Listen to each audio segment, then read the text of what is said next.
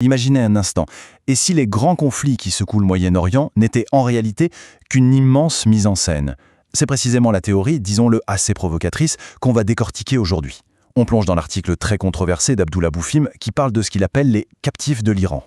Dès le départ, l'auteur ne prend pas de gants. Il commence avec une accusation franchement stupéfiante. Il avance que l'Iran serait responsable de la mort de plus de 20 millions de musulmans juste sur les 40 dernières années. Et c'est vraiment ça le point de départ de toute sa thèse. 20 millions. C'est un chiffre qui donne le vertige, n'est-ce pas? Et c'est justement ce chiffre qui sert de rampe de lancement à l'auteur pour toute sa théorie. Alors allons voir comment il construit cette première et énorme accusation. Donc au cœur de cette accusation, il y a une idée bien précise, celle que l'Iran mènerait une guerre secrète. Mais, et c'est là tout le sel de son argument, la cible principale de cette guerre ne serait pas un ennemi extérieur, mais bien d'autres musulmans. D'après l'article, ce conflit ne date pas d'hier, il s'étendrait sur 40 ans. Et comme cette liste le montre, l'influence iranienne se ferait sentir dans 8 régions clés. L'auteur prétend que ces interventions ont causé non seulement ces fameux morts massifs, mais aussi le déplacement, tenez-vous bien, de plus de 40 millions de personnes. La question qui se pose, c'est comment un tel programme pourrait-il se concrétiser? Eh bien, la thèse de l'auteur ne s'arrête pas à l'État iranien. Non, elle va plus loin et pointe du doigt tout un groupe de partisans que l'auteur considère comme complices, que ce soit volontaire ou non. Alors, pour nommer ces fameux partisans, l'auteur va jusqu'à créer un mot, un néologisme, les iraniser. C'est un choix de termes assez percutant et qui est vraiment central pour saisir sa perspective.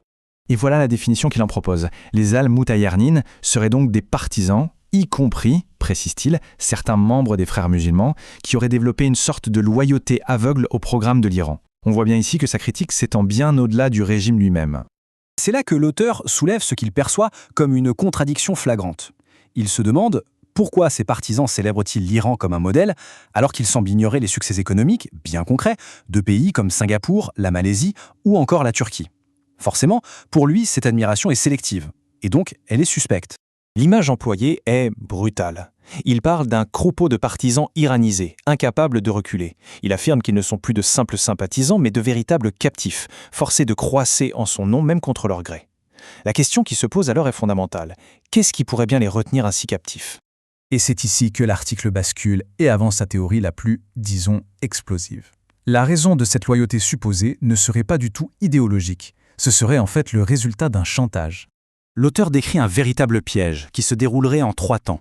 D'abord, il y a l'appât. Des jeunes filles seraient proposées à des dirigeants influents. Ensuite, le mécanisme.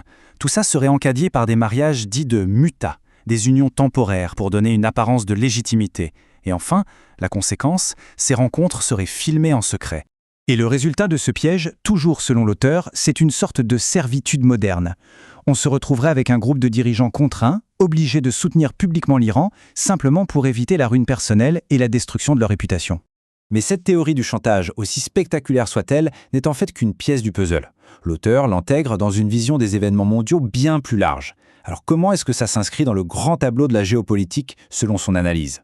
Et c'est dans la dernière partie de son texte que l'auteur expose sa vision d'ensemble.